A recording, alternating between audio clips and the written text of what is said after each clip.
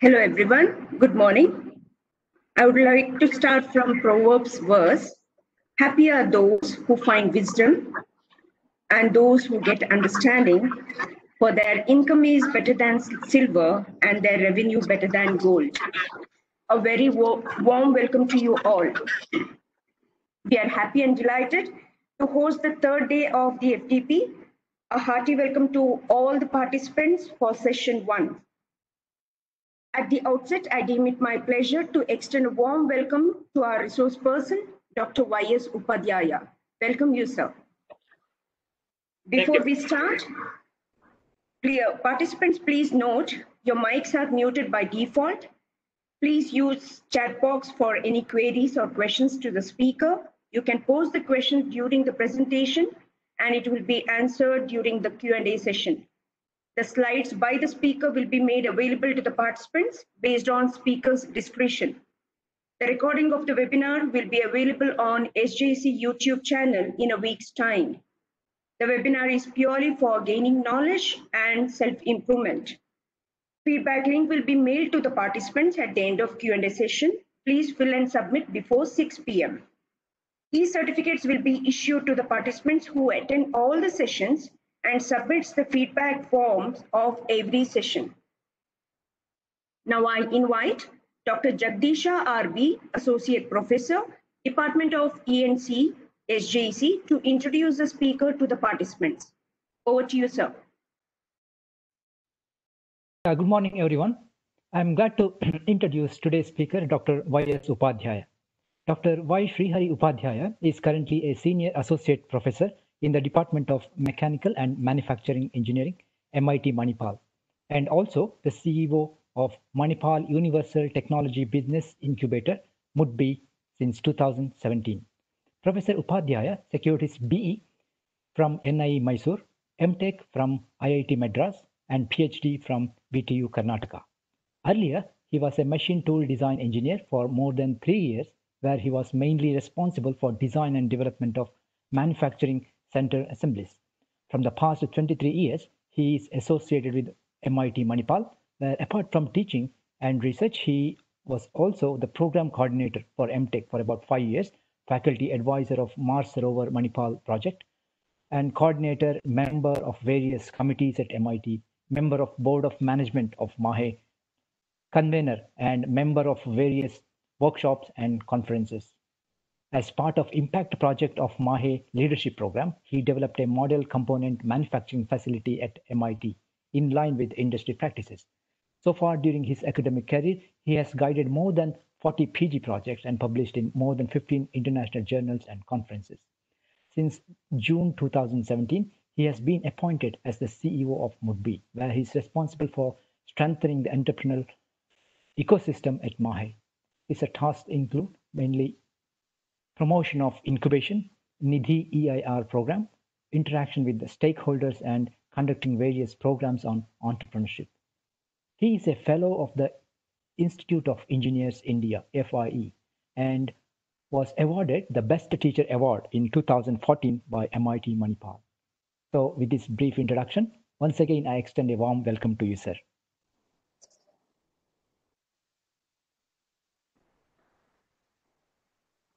So good morning to everyone. So it's a pleasure and the honor for me to part of this group and discuss about journey of the startups and focusing more on the funding the opportunity. So over the past few years, you will find there is some change in terms of strategy at government level.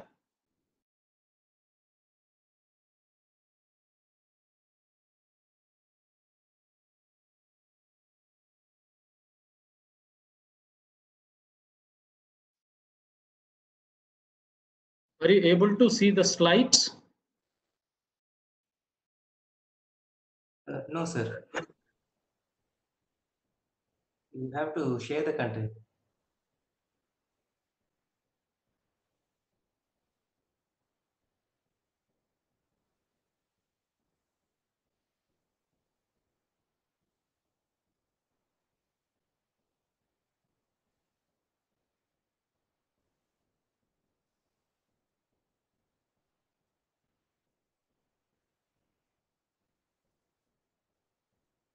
Now able to see? Yes, sir. Yes, sir. Fine. So keeping this aspect in mind, so I have designed the presentations on all aspects related to the funding and with specific focus to the startup.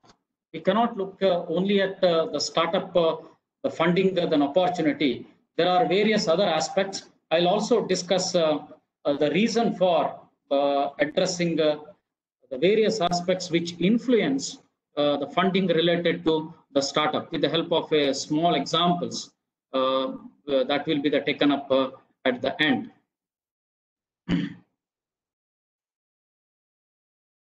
So regarding the outline, it's about the startup ecosystem in India. Why this topic for the faculty members? And few government funding schemes to the startups. Faculty startups at the Mutbi, the Manipal, more than knowing about the startups, what are the important the learnings that we can have and how it could be related to the funding scheme. Some of these aspects I will be then addressing. And what kind of preparations the faculty members can make as far as getting the fund from the various the government agencies. So that will now to have a better than interactions or than understanding. So you will find the questions in between, not exactly at the end. Of course, at the end we can take up the questions, the overall, but specific to the topics, we'll be able to take up the few questions. Then okay, so that's how it has been then organized. Let us see how it is, how it will be going as we proceed further. Now let me take up startup ecosystem in India. I'll not be able to address all aspects.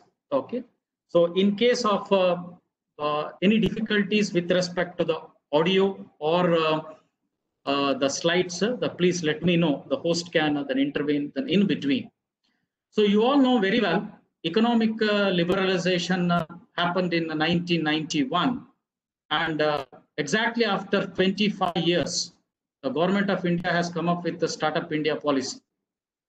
Now here we need to then understand, currently we are in a totally different the situations where it is essential to adopt to the situations. Earlier it was not like this. I'm also then happy to know that my friend, the Dr. Nagesha, who is from VDT Davangere, is also then here in this group. Then okay, so I'll convey my regards to the Nagesh. So one the aspects I want to highlight, economic liberalizations before 1990, how it is. And of course, we both graduated from NI Mysore in 1991. So 87 to 91, that was our period. But when I interact with some of our the teachers, say from 1981 to 1991, so our tuition fee was the 600 rupees per year, and that too in 4 installments of rupees 150 each. Now you can understand. So what kind of the scenario was there in those days, and today in today's context, you cannot think of certain things remaining to be the same for such a long duration. So this was there almost more than 10 years. Then okay. So now when the economy is the liberalized, you will find a lot of the dynamics coming into the picture. The several metrics will be used for the measurement of the purpose. Government is also the following it up with in different the ways how to capture the developments or the progress or the growth that have taken place at the institute level, at the faculty level, at the students level. So that's the scenario. And one best advantage of this, the Startup India policy, that the result you are seeing now, majority of the startups have responded to the COVID-19 situations by providing different kind of the solutions. And even the government has come up with a scheme which is going to address the problems related to the COVID-19. NSTDB has come up with the Kavach program within a short duration of the time, called for the application, sir, and the results will be then announced shortly. So this is the scenario. And in this context, you are all aware, MHRD has also come up with the Innovation and the Startup Policy 2019, and they are specifically highlighted about the faculty, the startup, which was not there earlier. Okay, so rest of the details I will not go into detailed the discussions. Another aspects you can look at, I mentioned about NRF. So it stands for National Research the Foundation. So whenever the term foundation is used, it conveys a different the meaning. So foundation corresponds to a Section 8 of the company. So going forward, research grants will be through a Section 8 company. The moment it is through a Section 8 the company, there will be a lot of then accountability. Okay. So that is where you will find the change in trend. Further to this, we have different the government, the units which will address innovation or the entrepreneurship as far as India is concerned. Then okay, so we have NSTDB, National Science and Technology Entrepreneurship Development, the board, which is under the Department of Science and Technology, and we also have a Atal Innovation Mission, which is a part of Niti Aayog, Department of Biotechnology, quite aggressive, then okay, from the Government of India, and they have a Section 8 company, that is the BIRAC. So more on this I will be taking up later. And startup related, the guidelines, the policy, everything is addressed by Department for Promotion of Industry and Internal the Trade. Then okay, and we have a ranking on the innovation at the global level as well as at the India level. Okay, each and every state have got their own policy related to innovation and entrepreneurship. Further to this ecosystem, as far as India is concerned, we are the third largest incubator, the ecosystem. The first being the China with or more than 2,500, USA with about 1,200 plus incubators, and next to India is Israel. Now, a few examples I have specified here: IIT Madras, the Research Park, and the Science Mumbai. So they are the leading from the front. Of course, you will also find IIT Delhi and the Venture Center, the Pune, the CII, the Ahmedabad. So like this, you will find the many. Other two I mentioned here, Philips HealthWorks, it's a accelerator, and similarly, you will also find App Accelerator from an Apple, which is located at the Bangalore. So incubators, the one set of the supporting the units for the ecosystem, accelerators are then another set. I'll not go into the details of then each and every incubator then here. Maybe about IIT Madras, the Research Park in different context, I'll be addressing at the later stage. Now, similar to CII, the FICCI, at the incubators, the level, we also have the ISBA, which is an association of the incubators. And the next, the important one, in 2019, MHRD has come up with the National Innovation and Startup Policy 2019 for the students and the faculty. So in 2016, AICTE has come up with different guidelines. It was meant only for students, but 2019 faculty have also been included in this. So that shows the change in the trend. Why faculty need to be involved in the startup? So they have other responsibilities too. So that we'll discuss a little later. Then okay. So of course, the chairman of the committee, Ashok Jhunjhunwala, then okay, he was a Padma Shri awardee and advisors to the several ministry at the government of the. I'll not go into the details of various guidelines, but only one guideline I'll mention here. There's the last one: entrepreneurial impact assessment. How it is done, clearly specified. Commercial success is the only measure in the long run. Then okay. So far we used to measure the success through different metrics. So say for example, how many number of startups are there? That also considered as one of the metrics. But how many have succeeded and how many have created good number of employment generations? How many are there in the market and sustaining? So these are all the specific impact and assessment. Then okay. So going forward, it gets reflected with the help of these metrics. So, but as of now, then okay. So we look at various other aspects in terms of measuring the success. Then okay.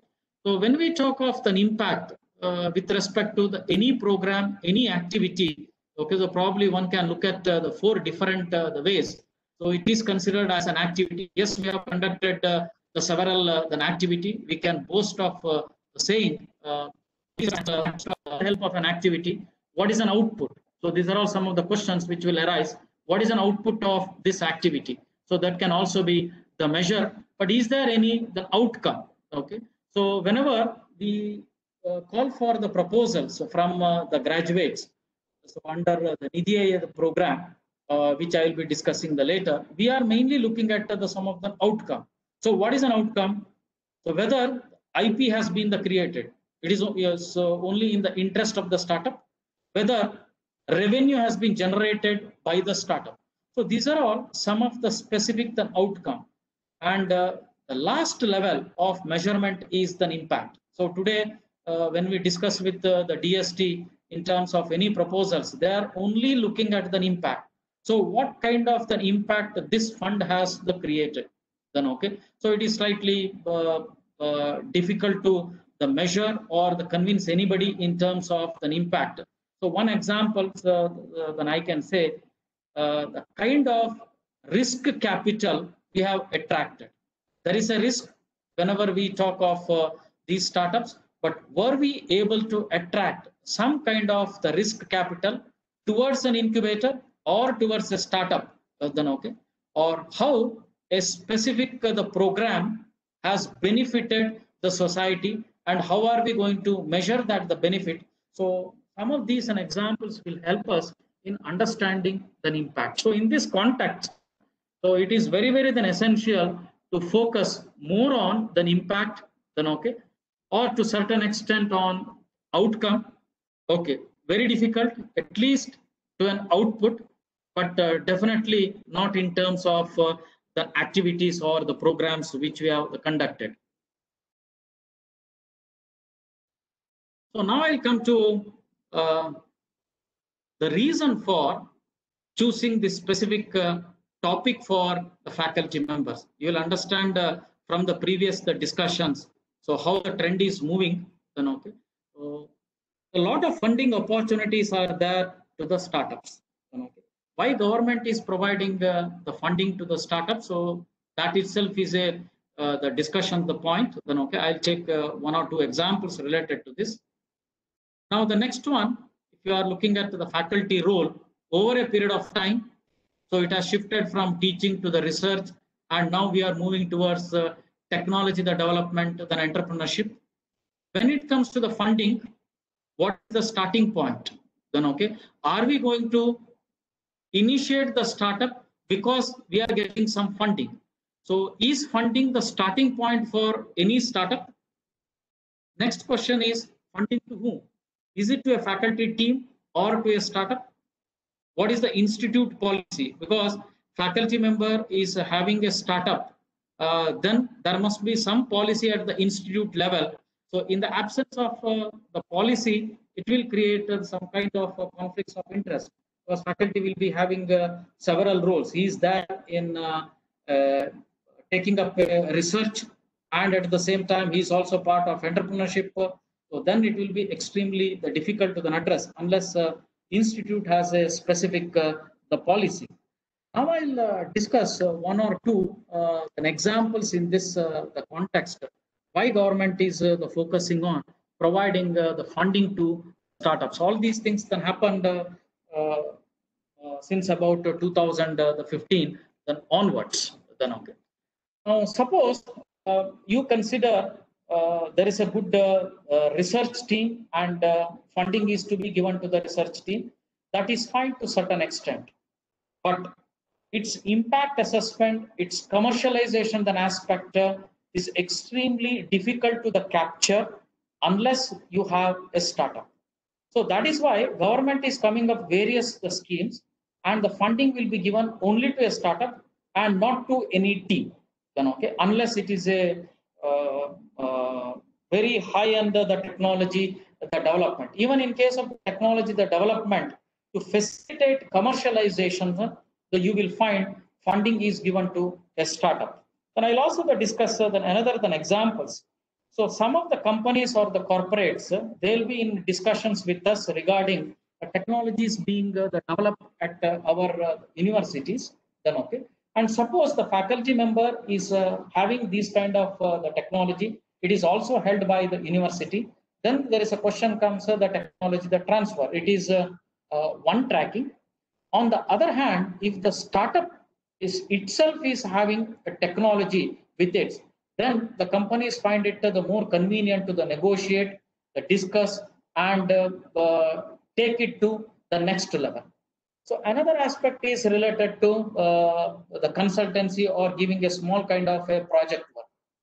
If it is to a faculty team, then there has to be a discussion at the university level, institute, department level.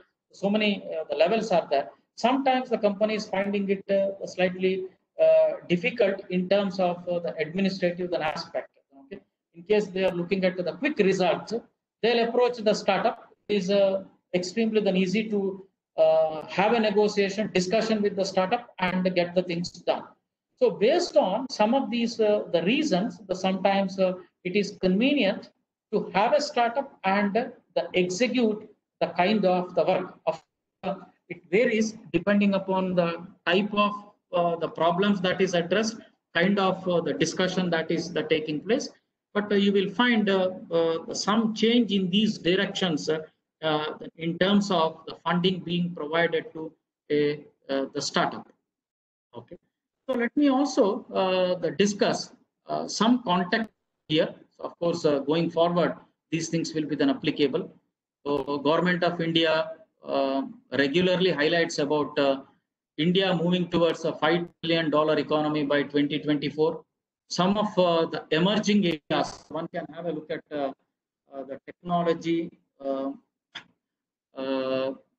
innovation, the forecasting assessment council, that's TIFAC Vision 2035, then areas. Few I have mentioned, the rest of the things I will be highlighting in the subsequent slides. Dynamics of the economy, business and disruptions which are happening, especially due to COVID-19. We all have experienced these things. So our society does not encourage failures as of now. If you look at the environment that is at home, is some students say that I want to become an entrepreneur. So by and large, so we don't encourage to a greater extent. Whereas in case of other economies, it's a common practice. You start your venture, fail, then start another one, then fail. Subsequently, some point of the time, so one will succeed. So our economy also not in a position to the permit. Of course, government is coming up with various schemes to address these things. So finally, we must all sail through against these external environment, looking at the current scenario. So these are some of the sectors. There is no reason why I have focused on the two aspects. Just we are all there in the education. I mentioned about the NetTech. Then okay. We are constantly discussing then about Atmanirbhar Bharat or Make in India. So in this context, I mentioned about the manufacturing. So otherwise, no specific reason why only these 2 points have been then highlighted. So you can look at various the sectors so in detail at a later stage. Now, few examples related to the faculty teams. These teams have demonstrated at a very large level ability of entrepreneurship, motivating the young teams or the startups. Only one example I'll then highlight. This is about IIT Madras, the research park. So I myself visited this. when it was started with 40,000 the square feet. Today you will find 1.2 lakh the square feet area dedicated exclusively for this purpose. It is much more than an incubator. So the incubator will be able to support any startups for a duration of about 2 years or maximum to 5 years. So afterwards, how these startups will survive. So IIT Madras Research Park has come out with a different model. So these startups or companies, they need not go out. They can have a lease agreement with IIT Madras, the research park, and be in their campus for about 20 years or so. And they can take up a different kind of research work, consultancy work in associations with IIT Madras, the faculty members, and it is going to create or generate some revenue for these startups. Overall, the economy of that region or the country will be developed. So that is a model that has been proposed and executed successfully. This is completely spearheaded by the Ashok Jhunjhunwala. He is a professor in electrical and electronics. So ever since he joined IIT Madras, so his way of functioning was totally the different one. He used to guide a lot of PhDs, MS, and in those days, or somewhere in 1980s also, he used to have his company.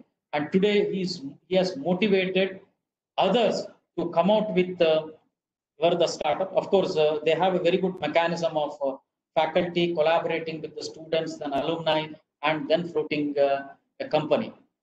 And maybe several years back, about 10% of the faculty members used to have industrial consultancy, and today it has reached to an extent of about 50% of faculty members involved in one or the other way of the industrial the consultancy. Okay, so I'll not go into more details of other the faculty teams. Okay, so I'll stop here for a while.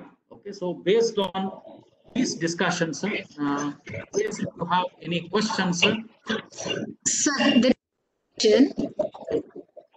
Sir, yes, please. Whom to approach? One minute. Okay, sir. Okay. I'll read out the question, sir. Hello. Yes, please. Whom to approach getting fund for startup? It is not those aspects I'll be discussing the later. Okay. So my next part of the discussion is related to that. Okay, sir. Okay. So based on these discussions, what is the background needed for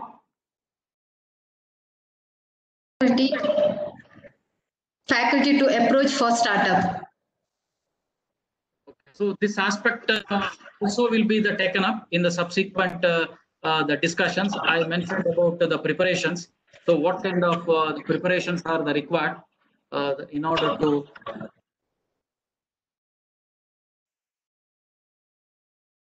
proceed with getting a funding? Okay. So any other questions? No other questions, sir, here. Okay, fine. So then I will, thank you, sir. Okay, fine. So then I'll proceed.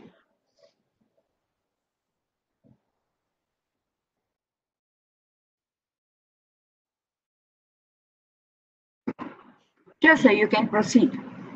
So government funding to the startups, I'm not going to then address related to the corporate the funding.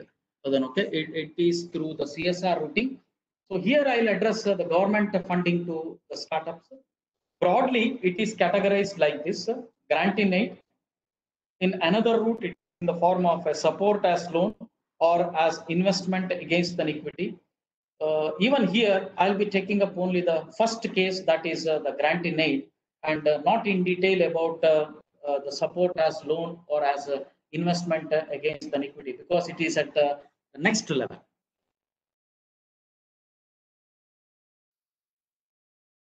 So here you will find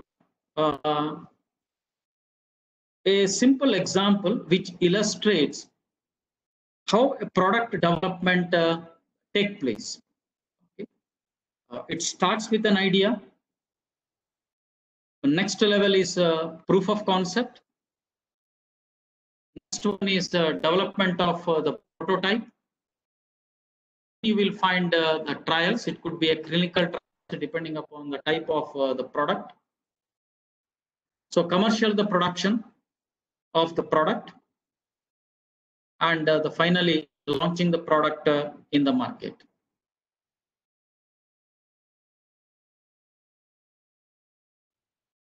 Now there are various funds. You can call it as R&D funds, POC funds. So I'll be discussing more on the two POC funds at the later stage. We'll not go into the further details in terms of the seed funding or the angel investment or the venture capitals. We'll not get into those discussion at this stage. But with the help of this slide, you will be able to visualize the complete the bandwidth of the funding provided to the Indian tech startups.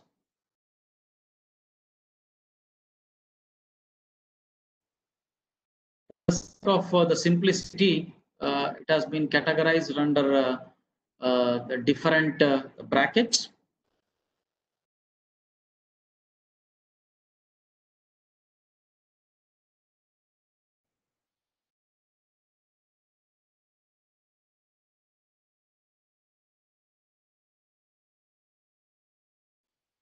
Okay, so only few I highlight here. Okay, this will also be taken up in later part of the discussions. Probably you can focus at KTech, Elevate, and BIG. I'll be discussing about these two fundings slightly in detail. There is also another funding which we offer at Woodby Manipal, that is known as Nidhi AR, but of course it is for graduated the students. This is not to a startup nor to any faculty members. Okay. But in terms of the startup funding, one can have a look at KTech Elevate. This is from the government of Karnataka, and another one is under the BIG scheme, Bioignition, the grant scheme of the Iraq, that is from the Department of the Biotechnology. So next level of the funding, so that you will find the BIPP, one of the startup that recently obtained this funding. So you will also find the CSR, the funding. So you can have a look at it. It is in the initial stage. Of course, these things are provided to a startup. We'll not get into the other details. Okay. So normally when we talk of these 4 Fs or 3 Fs, so it is from friends, family, or tools. Jokingly, it is mentioned in this the context. Okay. 3 examples or the specific one I will be then addressing here. So broadly, it is going to cover different categories of funding. Okay. So one is from the Science and Engineering Research Board. This is industry relevant than R&D. So I'll be taking up only those discussions which are relevant in the context of commercialization or in the context of the startups. So currently it is under the revamp. The main objective is to take research to commercialization. Industry partner could be an MSME or the startup. So as you know, currently the startup definition is extended to about the 10 years. Of course, it also depends upon other riders like the number of the turnovers. The total turnover in any financial year. Then okay, so we can call it as a the industrial the entity. Now, what is an objective here? So to utilize academic expertise to solve industry-specific problem. So you look at the keyword, specific problems must be identified for the benefit of the society. Now, even in our case, one of the startup, which is already the graduated one, that is a Fractal Works. They are into design and development of 3D printing the machines. They wanted to come out with the new technologies related to metal 3D printing. Okay. So in this context, they wanted to then apply for this grant. They wanted a faculty member to collaborate with this. Okay. Now, faculty member will have the required expertise to carry out academic research, or you call it as a research in line with the industry requirement. But he will not be in a position to take this research to the market. So that is why you need to have an industry partner. Now, what is an advantage one will get? So once this is commercialized, that is not the end of the solution. You need to have some kind of a continued R&D. Now, this continued R&D in the form of a consultancy, the work again will come to the institute. So there will be a continuous collaboration between the academic institute and the industry. So keeping these aspects in mind, a government has come out with this type of the scheme.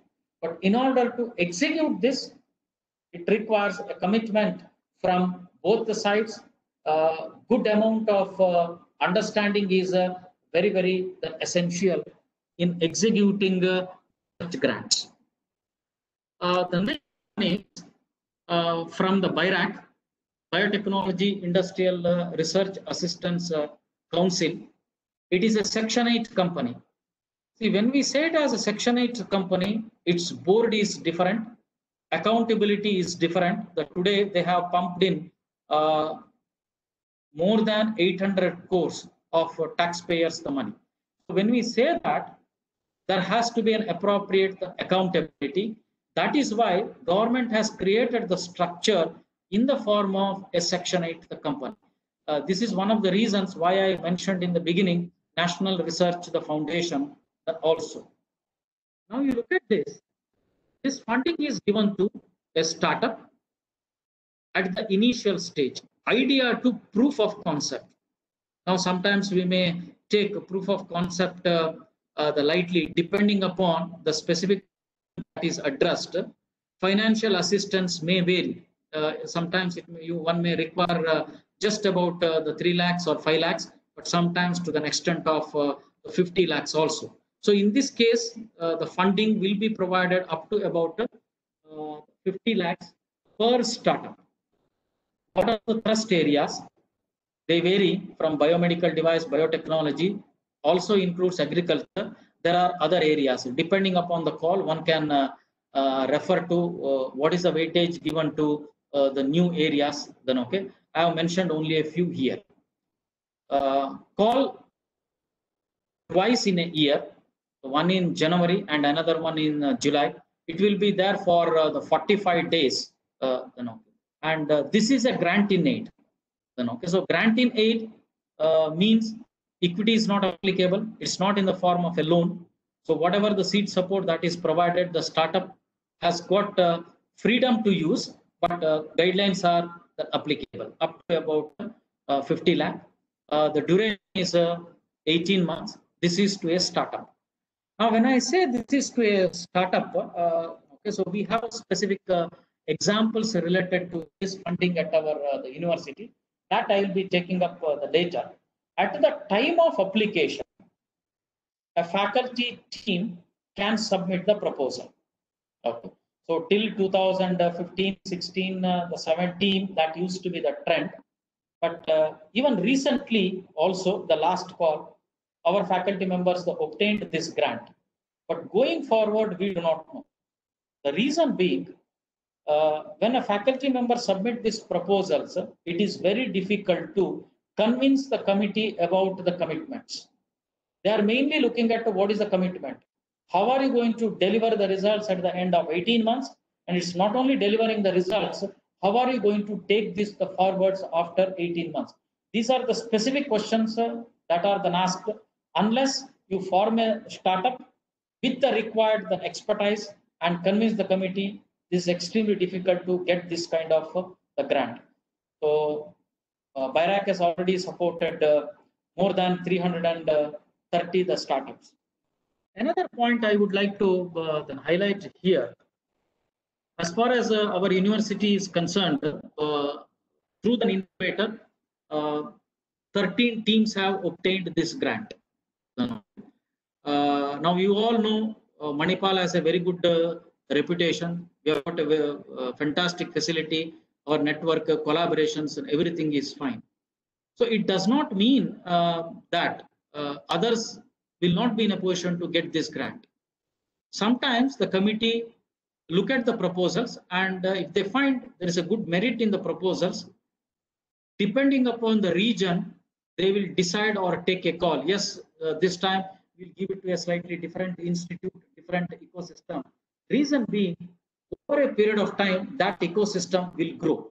So keeping these aspects in mind, sometimes a team from a different institute will also be in a position to get the grant. What is most important is the executions, not necessary that you come from this background or this affiliation, this institute, not necessary to be. This is another faculty members from various institute of Karnataka can seriously look at this grant. It is also idea to POC, proof of concept, but startups must be registered in Karnataka. So in this case, only startups can apply. Faculty team cannot apply. In case of BIRAC, faculty team can apply, and then during the discussions or some point of the time, they can say that we are in the process of registering the startup.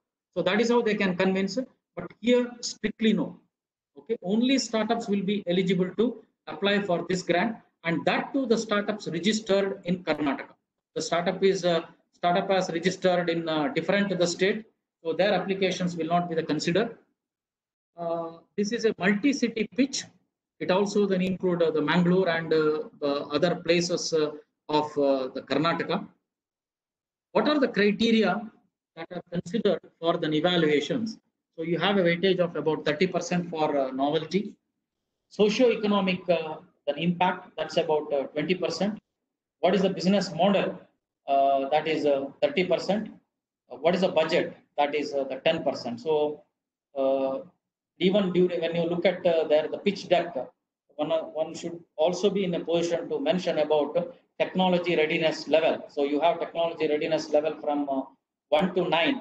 So where you are standing as of now, and from there during the grant period, then okay, so your technology readiness level will be raised to say from 2 to 5 or 2 to 6. So it varies depending upon the problem that is being then addressed. Now, one point I mentioned here is about team.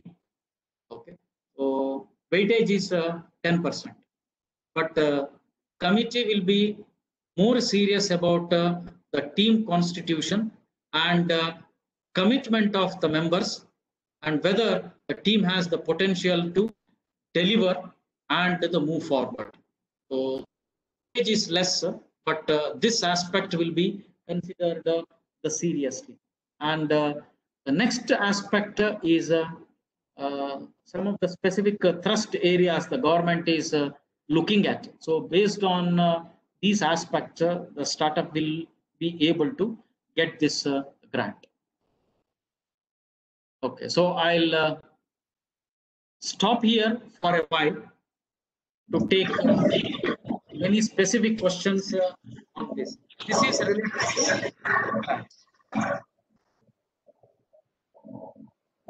Hello, sir. There is no specific question now. Okay, fine. We move forward. Okay, sir.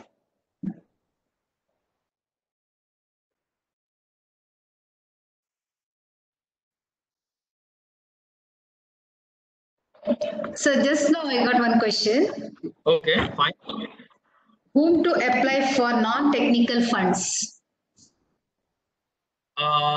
See, even if you, I'm discussing only in the context of startup-related grant.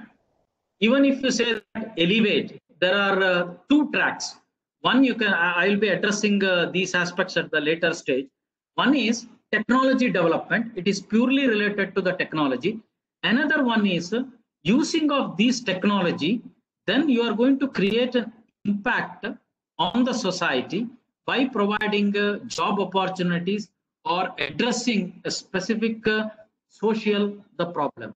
Even the one can then with these kind of proposals then apply for then Elevate 100 grants. That is possible. But at the big, they mainly look at the technology aspect.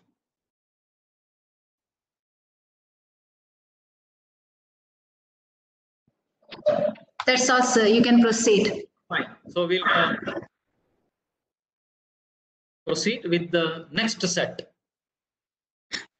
Now here I'll give few examples related to faculty startup sector, our incubator, that is Mutbi Manipal. Then okay. So this is not specific to any startup. What is most important is what are the learnings we have, how the faculty members can prepare themselves to obtain the grants. So keeping these aspects, I'm going to discuss the few points here.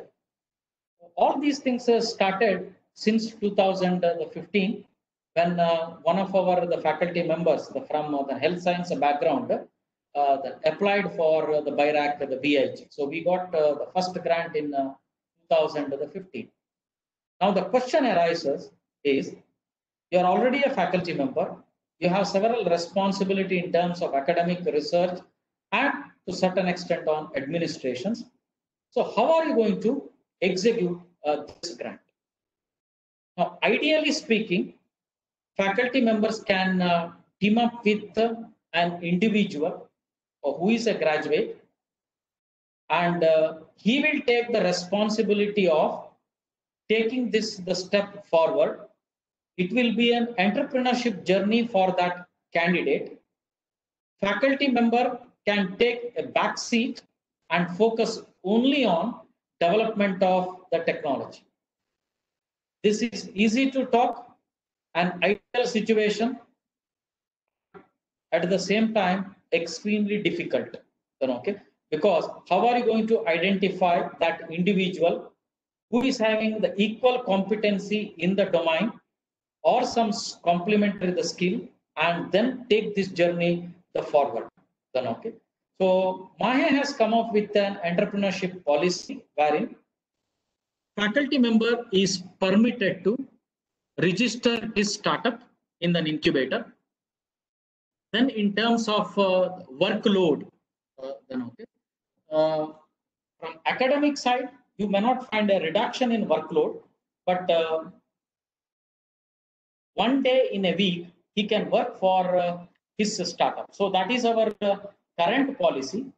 Now, beyond this, if the faculty members requires more commitment, then he has to approach the university through proper channel. Now, when you look at the national the policy, the startup policy framed by MHRD, it also mentions about these things. That is there a provision for the sabbatical leave? In case it is very much the required, and that faculty member can quit accordingly. I'll take 1 year off, work exclusively for the startup. So in case of Indian context, some of these policies are emerging now. In case of foreign countries, it's a common practice. They have laid down all their policies very clearly because they are emerging with newer and newer methods than okay. So these policies are getting better and better over a period of time. Yes, at MAHE, we have a policy in place and faculty members have used this policy, and through that, we permit the faculty member to have the startup, and at the same time, is also a faculty member at the university. Now coming to the grant received from BIRAC, totally 10 and recently 13 teams from our university have backed this grant from the BIRAC, and 5 teams backed the grant from the Elevate. Some of the teams backed both. Then okay, but here I mentioned only about the faculty teams. The 6 teams they got the BIRAC funding, and within that few also got an Elevate. The examples I will be discussing later.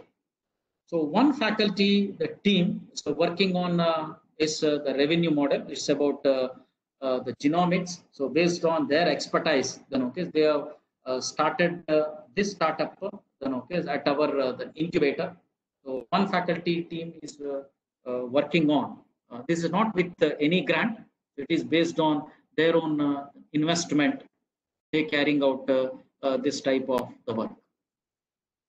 Now this is a quick glance of some of our the startups. Then okay, how various the models are being addressed. So you'll get a glimpse of this. 3 to 4 then examples I have mentioned here. So these are the startups from the graduated students. One is Fractalworks, so which is their product is 3D printing the machines. They have 3 different the versions. So 2 graduates from the MIT Manipal. Of course, they do not belong to the same batch. One is a senior, another one is a the junior. They were part of the major students the project. Then okay. So we understand that many institutes have this major students the project.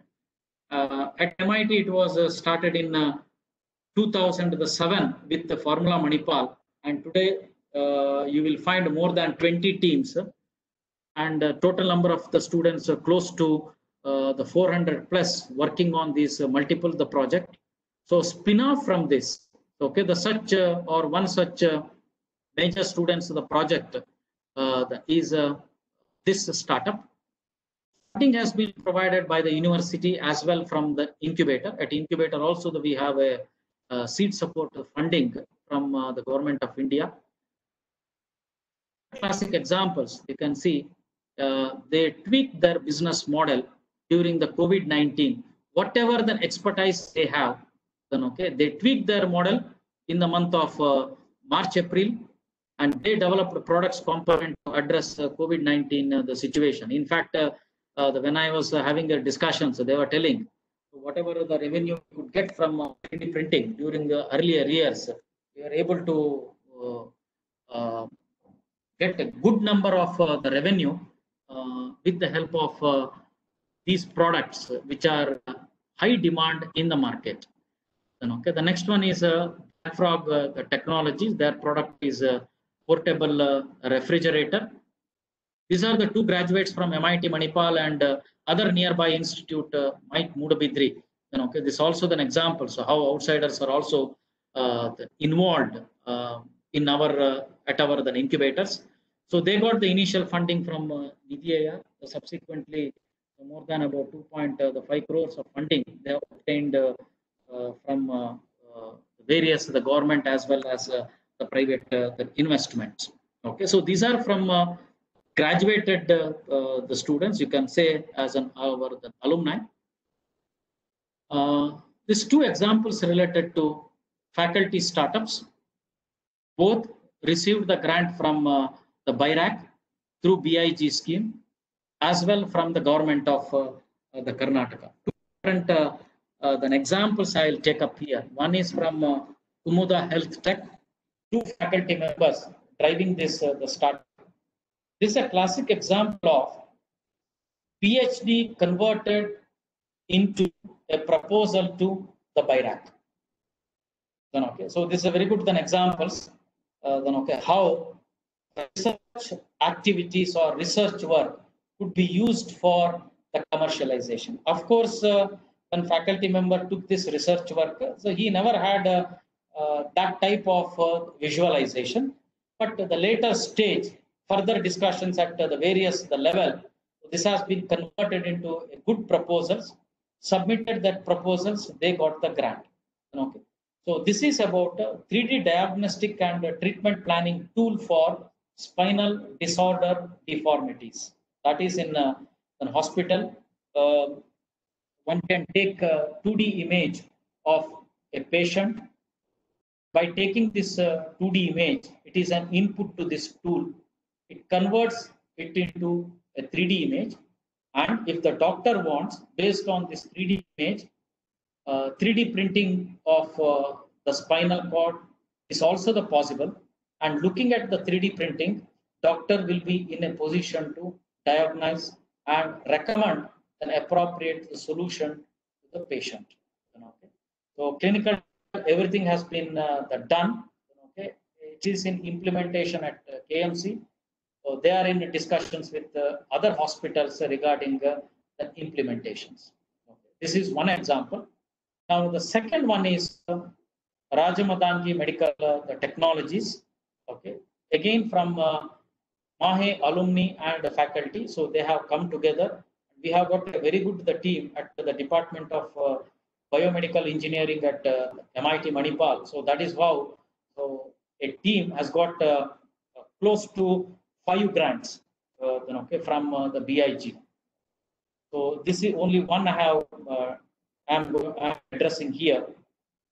This is a dialysis cartridge. Now, if you see the dialysis cartridge, which are there in the market, they are all imported one. This is not about technology development. So this is completely about developing appropriate manufacturing the process, because technology is there, the patent is there, already available in the market. But though it is available, its commercialization or developing that process is very, very essential. The team is working on this. So through the grant, they have demonstrated the proof of concept. Now they are carrying out the clinical the trials on this product. So that is the current status. Okay.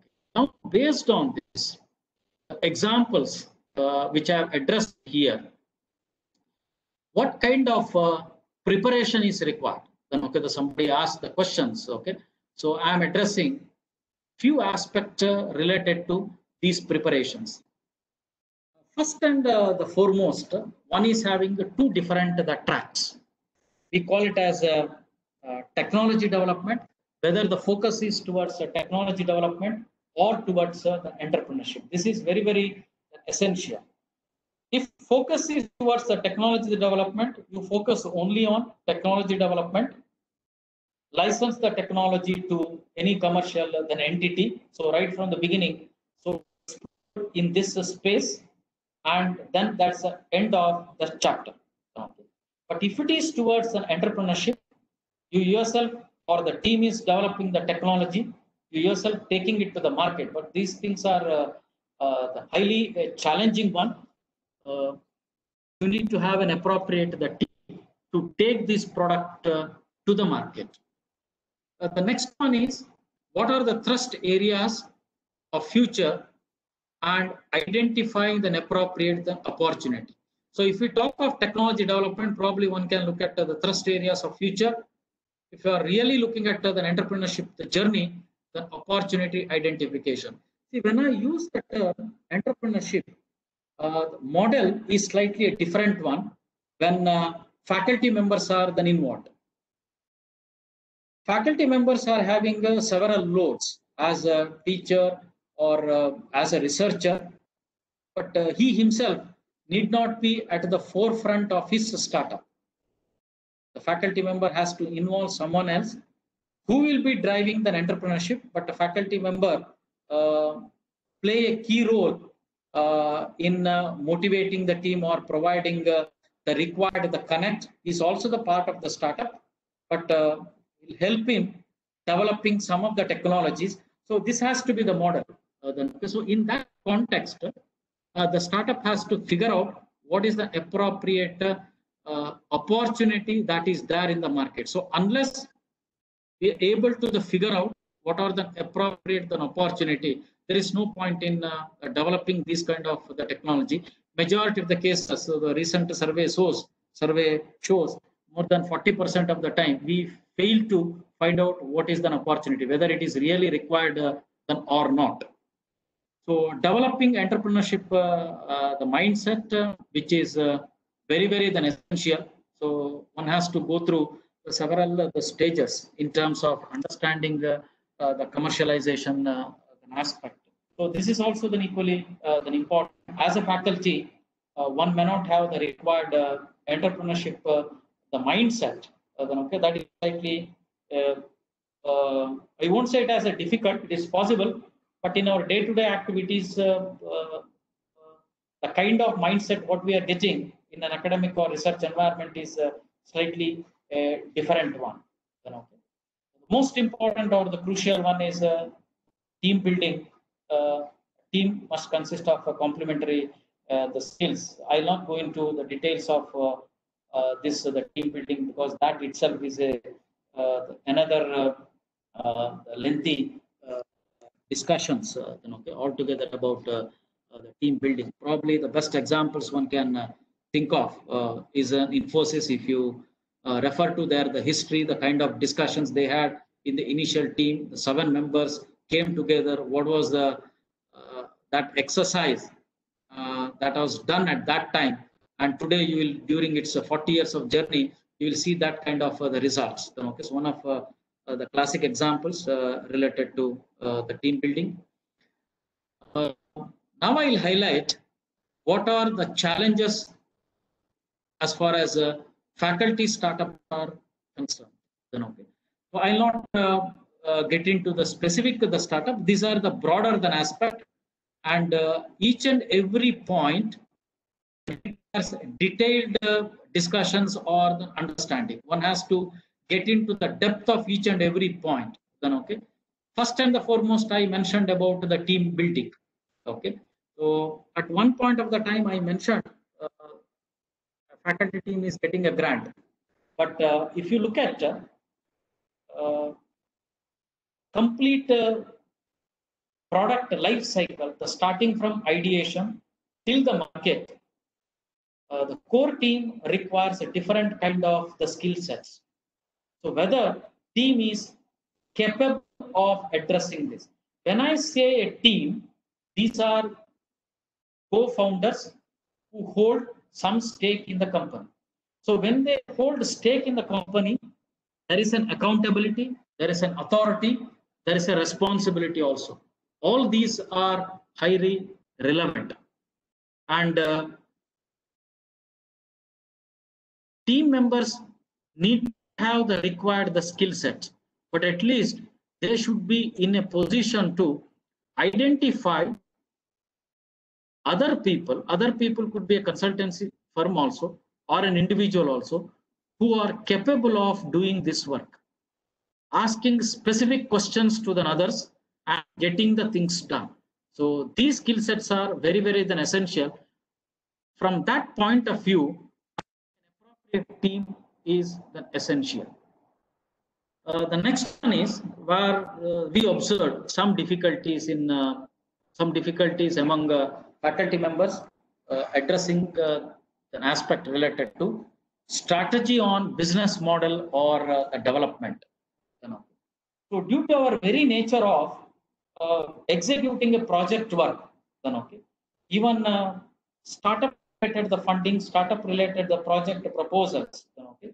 So we have a tendency to look at it as a project work, the kind. So here, appropriate the strategy right from the beginning, okay, in the form of identifying a business model is an essential.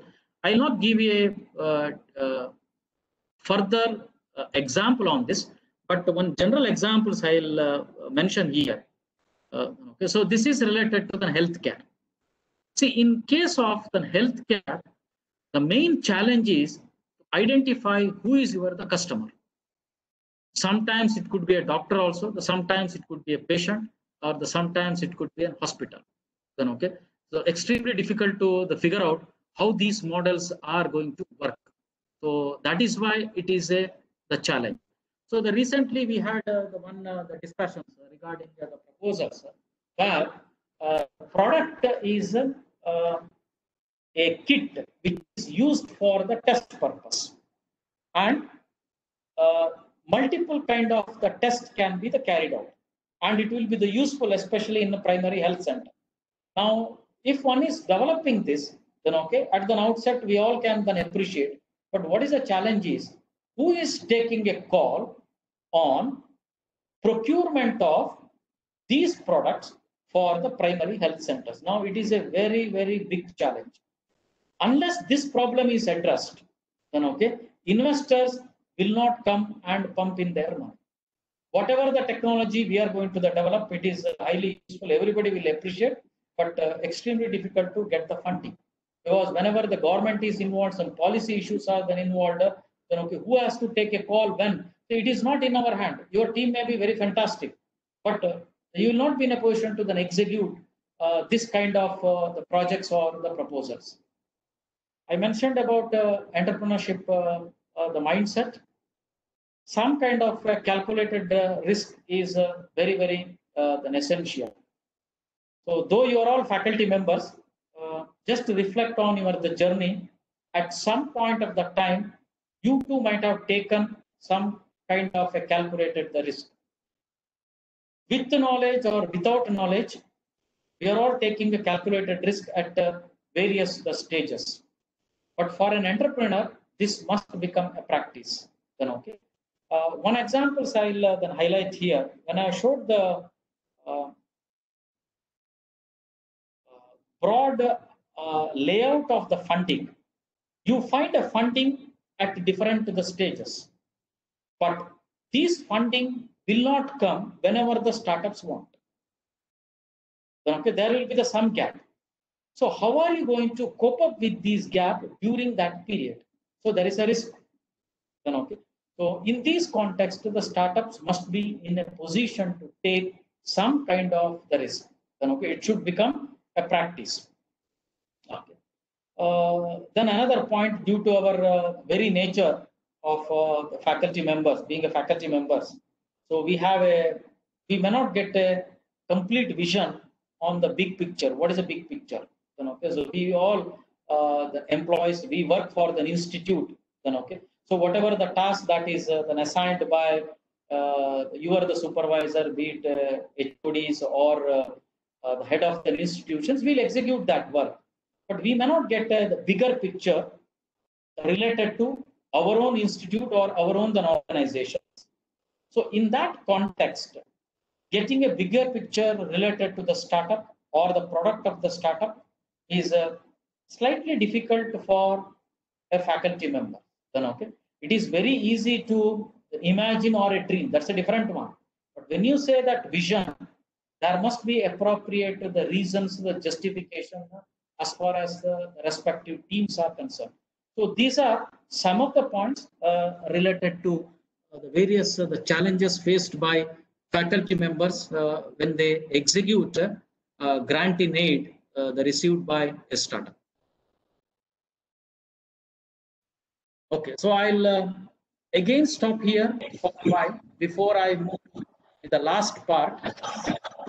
Any questions here? Yeah, we have some questions, sir. Okay. The first question is, sir, can you give more insights on business model? Okay. In short, I will highlight business model is a one-page format which address typically about 6 to 7 questions. It starts with what is the problem you are going to address? What is the solution? And the solution consists of value proposition. It must be a unique. Okay. Next one, who is your customer? Who is a targeted customer? See, we need to identify customer and end user. This is a typical example. Who is a customer? Who is an end user? Suppose you are considering an example of a toy. See, toy is used by the kid. Okay. So kid is an end user, but who is a customer? Parents are buying. Okay. So one has to clearly figure out these aspects. And another important the point is how are you going to make money? Now this is very, very essential. How do you make money? So like this, you will find a typical about 6 to 7 questions. Okay. So which is a part of business model. So even if you type in the Google, sometimes you can also use the word lean canvas. Okay. So that gives a format. Okay. So fill those details. It's simply a one-page write-up. Okay. In short, it highlights this is the business, the model. Okay. Now, just to take the examples related to Kumuda Health Tech, if I consider that is it. So they have developed the tool. Okay. the question comes, who will be using this the tool? You cannot say that the patient, it will be useful to the patient. That is correct. But unless doctor recommends it, then okay, patient will not be in a position to use this. Okay. Now the doctor has to recommend. Okay. Now, why the doctor will the recommend? Okay, it will simplify his job. Then okay, that is true. But doctor will recommend this to his hospital to go for this tool. Now, this startup has to have some kind of the agreement with the hospital. Then, through the hospital, doctor will use this, but patient will make the payment for this. See, you need to figure out all these the mechanisms. So, this is a part of a business model. The hope I have addressed to certain extent, may not be in detail. Next question is, sir, what is Section 8 company? How does it benefit for startups in colleges? Okay. So next I will be coming up with one examples. I will mention why it is a Section 8 company. In simple terms, Section 8 is a not-for-profit company. Why you need to project this as a not-for-profit? I'll be taking up with the help of one example. So that is already been identified. Otherwise, broadly, I use this term in the context of the BIRAC. It is a Section 8 company. It is not for the profit. Okay. So even if you consider at our end incubator is not for a profit, but ours is a society. Okay, we are not a Section 8 company. If you take Venture Center Pune, it's a Section 8 company. There are two different ones. One is a society and the other one is a Section 8 company. Section 8 company is not for profit. The next question is, what is the tax pattern for startups? What is the Tax pattern for startups. tax pattern? Huh? Yes, sir. Okay. So initially for about the 3 years, the tax is not applicable. Otherwise, if the startup is making any the profit, tax is applicable. So beyond this, I may not be in a position to comment because it's not my expertise.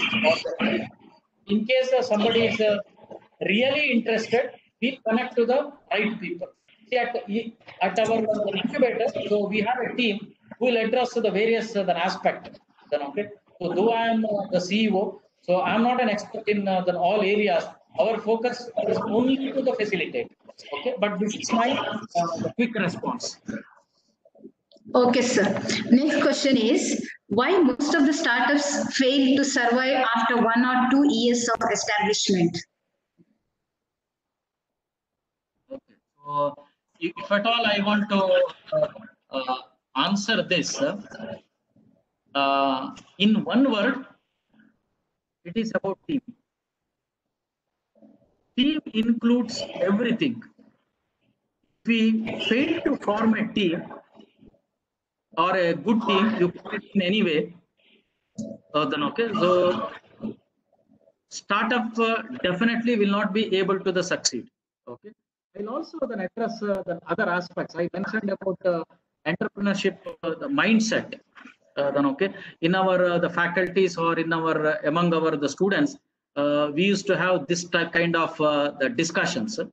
Then okay, of course, I will not be in a position to interact directly with the participants. Otherwise, I would have asked some questions related to this. Anyway, I'll pose my questions and I myself will provide an answer.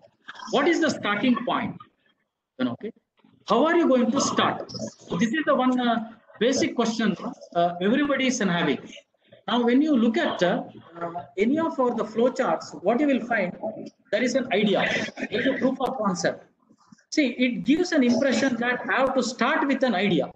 Then okay, but if you are really serious about entrepreneurship or the success, I would say that it is not the starting point. See, the starting point is building a team. And when you say that building a team, what is an objective? So with the appropriate objective, one has to build the team. Okay. Now one may say that we do not have an idea why it is required to build the team. Then okay. at any given point in the time, you have a problem. Even after 10 years, you have a problem. But do you have the right team? If you do not have the right team, you will never be able to succeed. And this is our observations during the last several years when we interacted with the different the startups.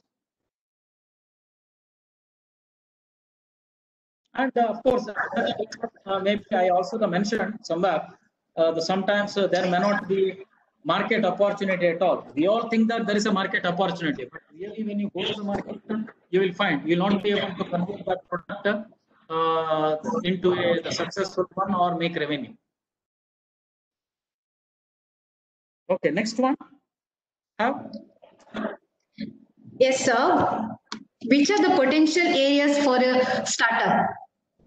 Which are the particular potential areas for a startup?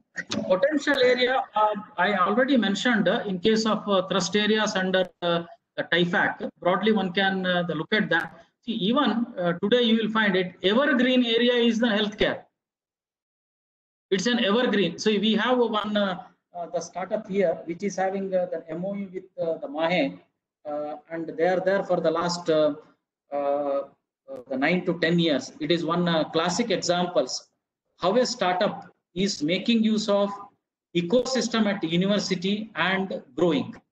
It is very closely associated with the institute and doing very well. The name of the startup is Applied Cognition, the system.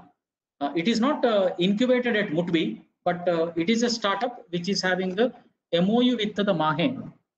And their long-term objective is to develop a platform which will help healthcare the system. And it requires a tremendous effort. Okay. Now, in the process, they are working on different the small projects and making a revenue out of this and focus towards the long-term vision. Then, okay. Even if you take the area of the IT, of course, I will recall those days of 1999 or the 2000. So in those days, the very big problem was the Y2K. There is a transition from 1999 to 2000. So before that, tremendous improvement in revenue of these IT companies. Then, okay, there was a big question: what is next for these IT companies? A big question. And today, if you see, IT companies are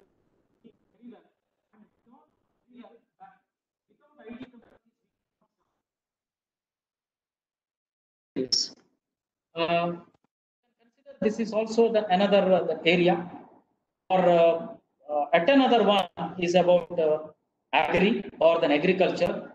Okay, depending upon even agriculture, also you'll find different the sub themes or the area. One can call it as agri-tech, or for that matter, education related EdTech. So I'll also share one example. So recently, one team which has submitted its proposal at the Mangalore under the EdTech. So they got the grant from government of Karnataka under the elevator scheme. Like this, you will find the plenty. The team has to then identify what are their potential, their capacity, which they will be able to then execute. So you will always find opportunities and scope. Shall I ask questions, sir, or I'll proceed with the presentation? You can ask that also, fine. Okay. Suppose I want to approach a company with a novel idea, which will upgrade their product. How to prepare a proposal? So normally, if you say that you want to submit a proposal to any company, one must be well versed with the pitch deck. Then, okay, approaching to any company, any investor, one should be very sound at pitching. Then, okay, you will always find the templates related to the pitching. Then, okay, so focus on that. And whenever we call or say it as a pitch, generally you will find the terminology as an elevator, the pitch, short duration of the time, should be able to the convince. Now, when we say it as a short duration, your preparation must be to that extent. Then, okay, address various questions related to the pitch deck, then pitch in front of an investors or a company in terms of the proposals. Then, okay, unless there is a commercial the viabilities, and I don't think then anybody will be able to look at your proposal also. I'll give this then examples. Then, okay, not specific how things are the working. Then, okay, maybe one more then examples, and also then I'll the share here. Okay. This is about year 2010 when our incubator was started. Then, okay, this has nothing to do with our incubator, but in general, what was the scenario in those days? If you say that I have a very good idea, then, okay, people used to look at the idea and then used to bet on this. There used to be some kind of an investment. 2020 scenario is totally a different one. If you say that this is my idea, this is my model, and then say that I have so many customers or so much revenue, then they look at your idea or your proposals, not otherwise. This we call it as a traction. If you have a traction, yes, fine, you come for the discussions. Otherwise, nobody will be interested in looking at. This is general the statement I am making, but on a case-to-case basis, there may be a difference. Another examples I'll give you. One of our the student, he went from here all the way to CII Ahmedabad to pitch, and he was giving an example. There was a pitch session where candidate first started by making the statements, I have an annual revenue of 8 crores. The moment he made that the statement, all the investors, then they started listening to his presentation. And, okay, it is not the end statement, it was his first statement. What is that proposal? What is the idea? Who are the customer? He has not mentioned anything. He simply said, I have a revenue of 8 crores. Then, okay, so that is how discussions take place. Then, okay, so those kind of preparations are required. So whenever you are approaching any company, then investors. Okay, fine. Next, anything else? Yeah. When do these websites announce regarding funding? Okay, fine. Now, one must constantly look at these websites. If you say the BIRAC, the BIG, normally BIG, specific grant, that opens on the January 1st and the July 1st, and it ends on February and August the 15th. But because of this, the COVID, we are also not observing any updates on these calls. Then, okay, that is first one.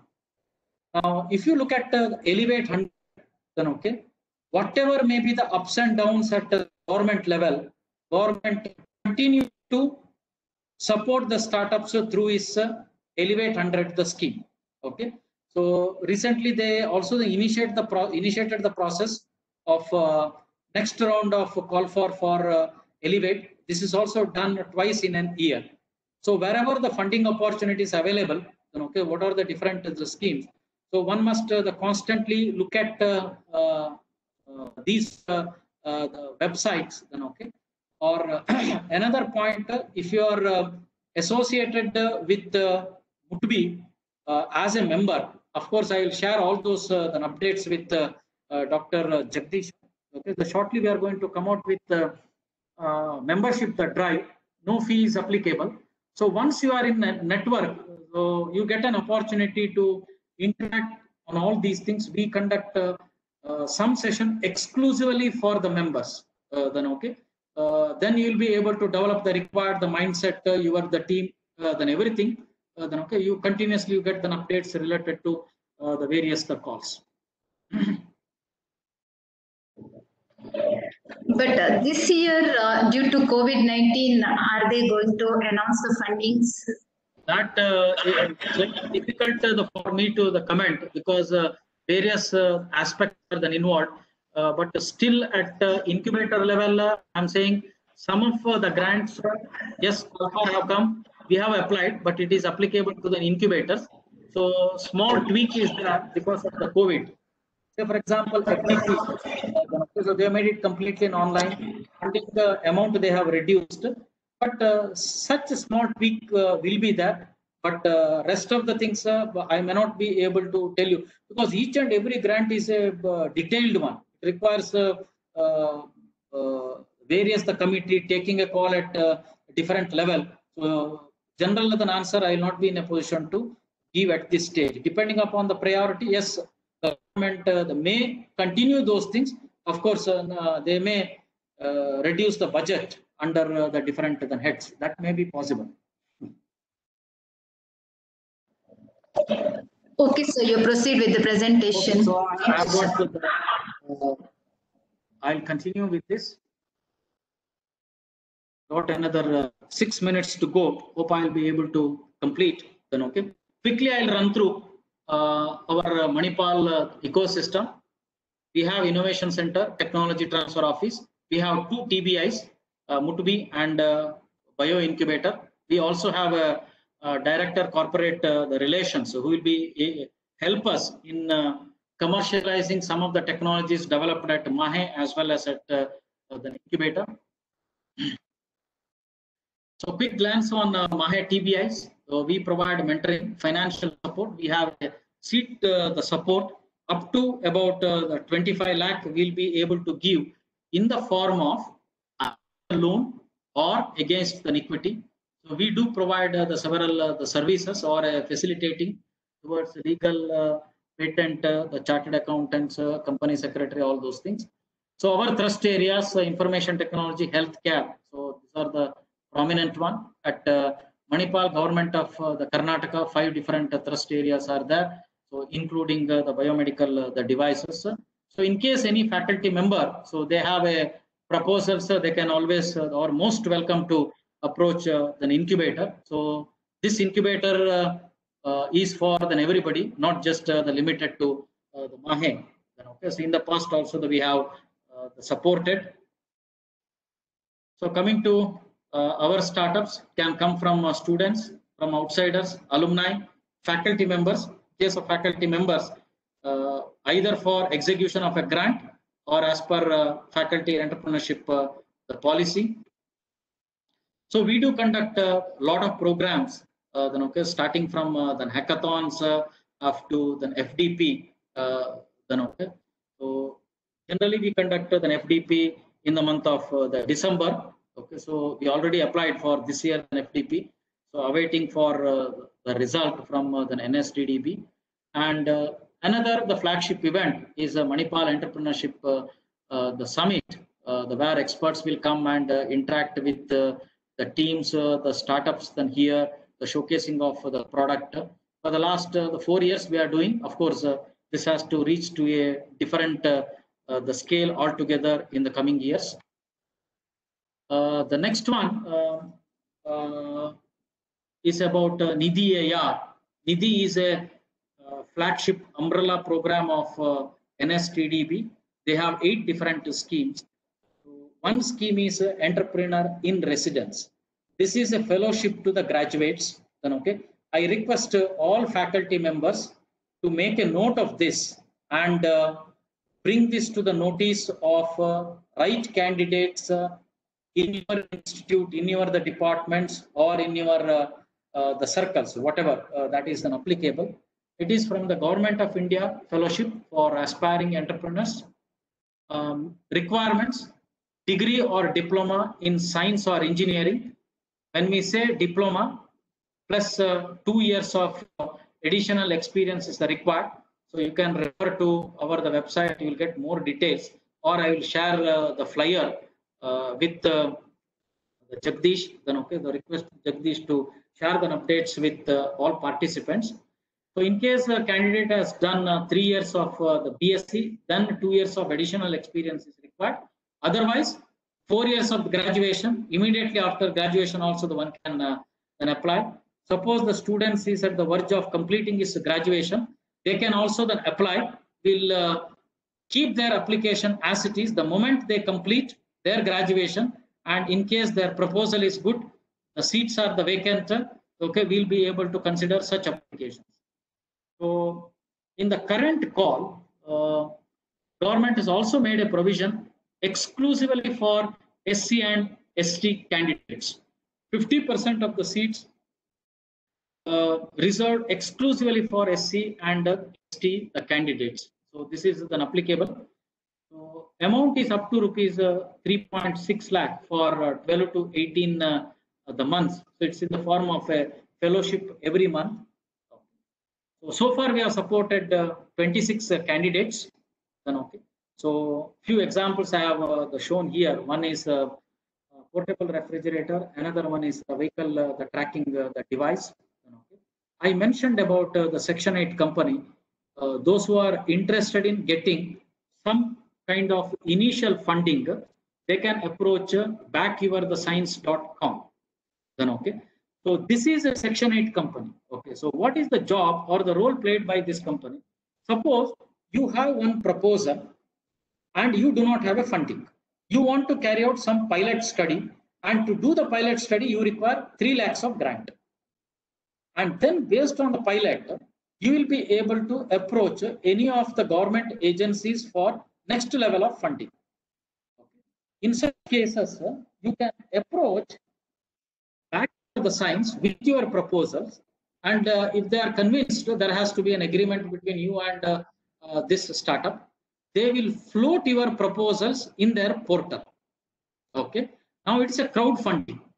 Depending upon the proposals, looking at the proposals, so anybody can provide a funding to the extent of as small, let us say 500 rupees, or somebody would like to contribute, say 50,000, then okay. Whatever the fund that has been collected, then okay. They'll take few percent, say about the 5% to meet their operational expenses. Remaining amount will be given to the candidate or to the team. Okay. Now, in this case, it cannot be a for-profit company. If they say that ours is a for-profit company, then okay. So then people will not provide through the crowdfunding mechanisms. That is why this has to be a Section 8 the company. So this is a classic example of a Section 8 company, or saying not for profit. They are not interested in making any profit. They will facilitate towards the initial funding of any team. Okay. I have few points for conclusion. What is an objective? Is it about just ponder about these points? Is it about grant writing? Is it about getting a grant? Is it about executing a grant? Is it about commercializations? Then okay. So somebody asked, what is the success? What aspects are to be considered? Many a time, it becomes extremely difficult for the team to visualize or to go through all these stages. So when you are at writing a grant, we look at only writing a grant. When we are at getting a grant, making a presentation, we only look at getting a grant. Execution, we focus on execution. After execution, we think that we'll focus on commercialization, but in reality, that is not going to happen. So one should be able to visualize through all those things and accordingly address all aspects in the initial stages. So that is why this is a lengthy exercise, and full commitment from the team is required. Here I'll show one example. This is about a master class which I am undergoing. This is from a professor from School of Entrepreneurship, Upson. It's a well-known university for the entrepreneurship. Okay. Their objective is to develop the region or help enterprises. If this is an objective, then any enterprise or MSME or a startup can hire a consultant and fulfill their objectives. But this is not going to help the region. If at all we are looking at overall development, and this is very, very essential, and professor has demonstrated this in 20 different places. So this is more than 10 years of the exercise. It's not a small job. They have clearly figured out, identified what kind of collaboration is required. who are all the stakeholders? The 6 circles, what you observe here, are the stakeholders. Now, the stakeholder under the heading that is policy, you will find it could be a government be then involved in this exercise. Finance means the banks must be then involved. So unless we take banks into the confidence, one cannot then expect a region to develop. Then okay. So culture, it should become a part and parcel of the culture. Growth should become part and parcel of the culture. People must share those stories, share those developments in various circles. Then it becomes a practice. So kind of support that is obtained from the society. Human capital means institutions. Institutions cannot isolate themselves from the startups or from the MSME or from those kind of organizations or the companies. Then markets, where do you find the customer? Okay. So all these things are then essential. So it is collaborative then effort. Only when you have that kind of a collaborative then effort, enterprises can grow and continue to grow. Once it becomes a practice, then intervention from anybody is not required. It runs on its own. So this is a powerful, proven the model. Then okay, so they are considered Bangalore as a region for implementing this as part of the pilot the study. So this is just the initial part. Then okay, so same thing is applicable to our case also. When I made opening remarks, I mentioned funding opportunities to startups. If I focus only on these are the funding opportunities to the startups, it is not going to serve the purpose. So it's a complete 360-degree then approach. If at all we want to get the funding, what kind of preparation is required? Okay, to the best of my understanding, I try to cover up almost all aspects related to this. Then okay. Many a time we have the practice of the quoting, the famous the statement. Here also you will find. But we are mainly looking at how to make it as a practice and as part of the culture, as part of the organization, the practice. How are we going to implement it? So we are mainly looking at from those aspects. Then okay. So this is not just the statement. Even if you look at the policy, in that it is mentioned. So how are you going to inculcate such practices among the students? Okay. Each and every statement requires a deep thinking and then implementing at the various the stages. Then okay, so that's the end of this. Then okay, so you can note my contact or office contact mutbi.mit at the Manipal. So with this, I'm going to conclude. So I've taken about 10 minutes extra. Now it is open for discussions. I'm available. No issues. Depending upon the questions, I'm going to then address. So though we have exceeded the 12 noon, so not an issue from my side.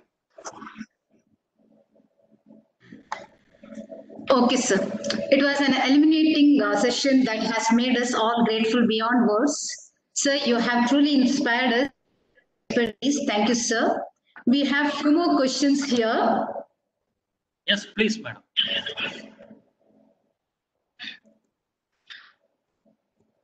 One question from the participant. How can we faculty convince students to take up startup as their career when most startups don't get proper funding on time and they fail due to lack of support for government and investors? Okay, so I understand faculty wants to collaborate with students. Is it correct? Is this about collaborating with the students and forming a startup? Yeah, faculty convince students. Yeah. Okay, okay. So this is a slightly bigger issue or bigger aspect. Then okay, I did not specifically mention. Okay, so some of these models being the practice. For example, at IIT, the Madras, even at our university, we are working on these models to successfully implement. Okay.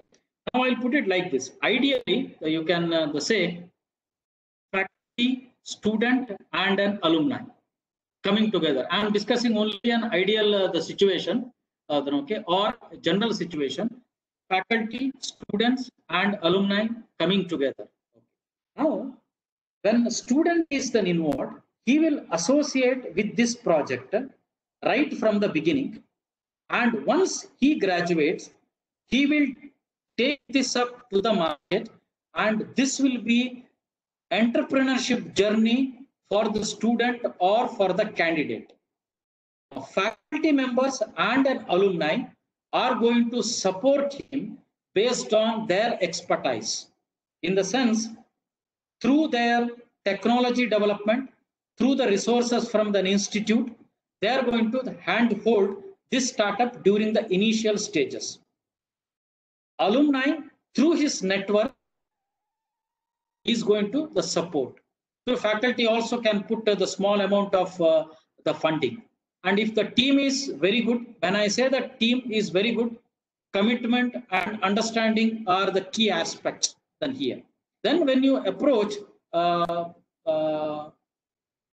through any of the funding then agencies, one has to pitch. Then okay, it's not necessary that you're not getting selected. That's why I meant taking calculated risk. Are you able to take some kind of a calculated risk? Then okay, in case of not getting the funding. Then okay. So we all may think that this is a very good idea. Team is also good. Still, we are not getting. Then okay. So all these things require discussions at various stages. But in general, if at all, I want to say that is going to be the model. What is most important? We need to put the students at the front. This is entrepreneurship journey for the candidate. He has to have entrepreneurship, the mindset. Rest of the people are part of the startup. They may also hold a stake in the company. That is also the fine. But driving should come from the students. It cannot be the other way. That is extremely difficult because faculty has got other roles to play.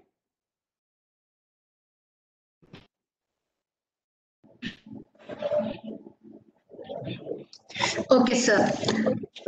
Next question is there any funding for academic research for management studies in the area of entrepreneurship? Repeat those questions. Is there a funding for? Academic research for management studies in the area of entrepreneurship. In the area of entrepreneurship. Okay. I'm not able to tell you immediately, but NSTDB is providing some kind of a consultancy work to premier institutions to carry out the feedback on the various schemes. They need to carry out an extensive analysis. Say, for example, Nidhi IR or government funded the seed support. How this seed support has worked. What are the issues? What are the challenges related to this? Then okay. So government will give this kind of the schemes to different the premier institutions in the form of a consultancy work. Then okay, that is at one level. You can look at Entrepreneurship Development Institute of India. So whether they have some funding the schemes related to this, I will not be able to tell you that immediately. But unless the team is highly professional, they are able to come out with appropriate model. There must be the opportunities. But immediately I will not be able to say anything. I do not have an answer in terms of specific schemes, specific the government units which is going to take up this matter. But recently, one of the MIT faculty, they got a grant to carry out a study how different TBIs are performing in terms of the innovations and entrepreneurship. So in case if faculty write to us, probably I can share some details regarding this grant. Okay, sir. Next question is, Israel is known as the hub for innovation in the world. How can Israel is known as the hub for innovation in the world. How can Indian institutions be like Israel when it comes to innovation among our technical students? Okay. Now, to this aspect, see, it is extremely difficult to copy the model of one country or one region in another region. Slightly difficult. Okay. See, yesterday itself, I was having a discussion with the CEO of incubator at the Sikkim. So we have a Atal Incubation Center at Sikkim Manipal, the university. Their region, their challenges are different. Okay, so they need to figure out the model which is appropriate to their region. It has to be the figured out. So we cannot copy those model and trying to then implement. See, another one aspect I mentioned then earlier, it is a scaling up of this region. Broad model is available, but we need to figure out what is the workable model as far as this region is concerned. So this has to be identified, the people in that region. Now the same way, okay, so Israel model, then okay, I will not be able to share more details regarding the Israel model at this stage. So that has to be studied in detail, and we need to implement that model with respect to a specific the region or for that country.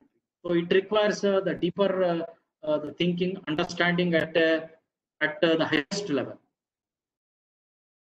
The same thing, the examples I will also share at our university.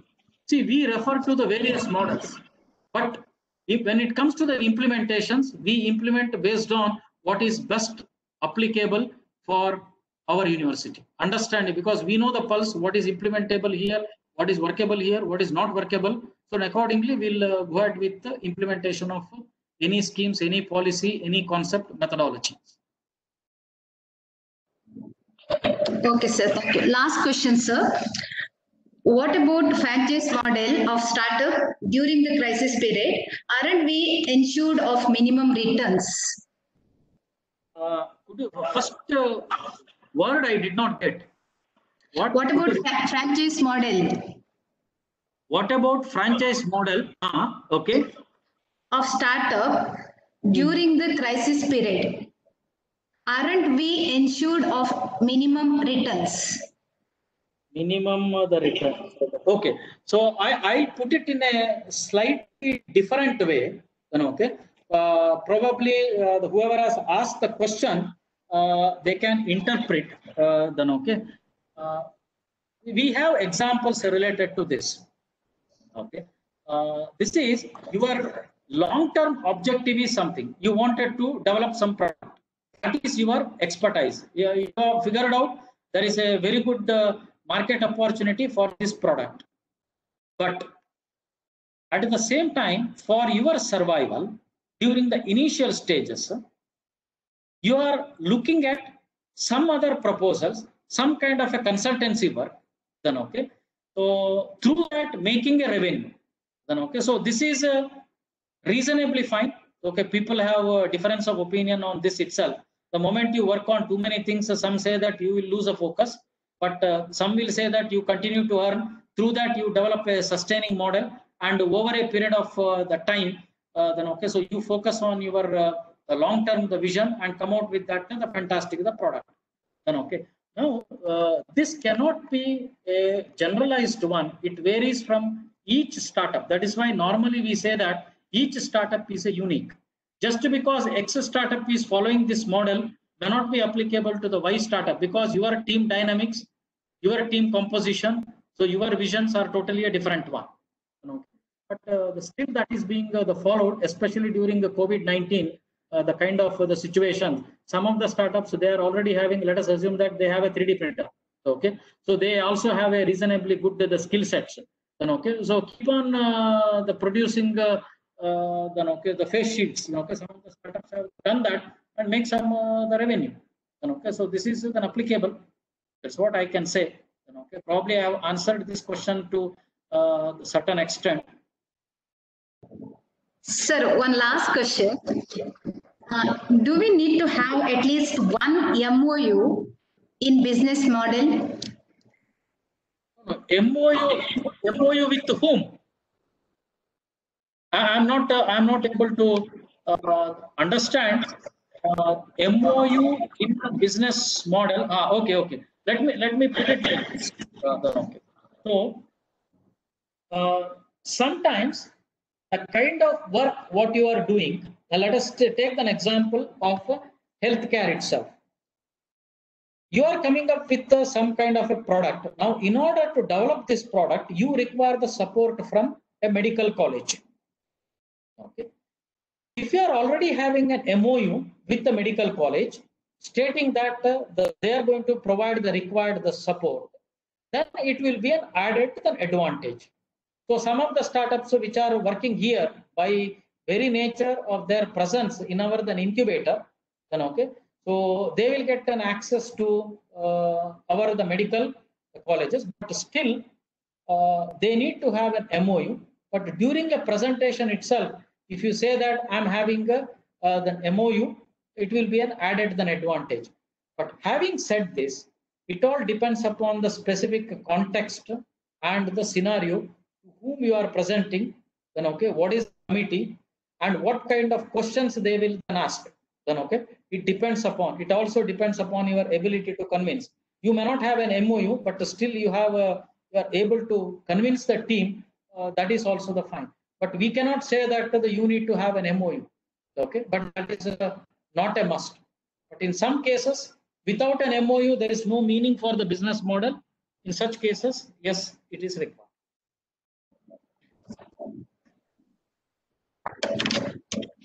Participants, please note, if you are having more queries, you can also contact the resource person through email later. Thank you, Dr. Y.S. Upadhyaya, for enlightening us with your words and clarifying all the queries. I thank Dr. Y.S. Upadhyaya for being with us today and delivering an inspiring talk on funding opportunities to startups. On behalf of college management and the organizing committee of the FTP, we convey our sincere thanks to you for motivating the young professionals and research students by your immeasurable words. Thank you, sir, once again. My sincere thanks to the press and media group of SJEC, particularly to Mr. Rakesh Raju for the logistic support. I thank whole SJEC family for being supportive always. My heartfelt thanks to all our wonderful participants for your active participation in the webinar. You are the reason for us to strive more and do better. Thank you one and all. Our next session will be starting at 2 p.m. So on this, so I thank SJEC team for the opportunity as well. Thank all the participants for their presence and also wish them very best in their the future or professional career. They are most welcome to approach us, contact us regarding any of the specific the queries. Thank you. So all details regarding the incubators, I'll share with Jagdish. Thank you. Thank you, sir.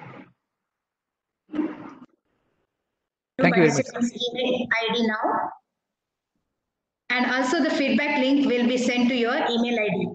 We have now come to the end of this session. Thank you one and all.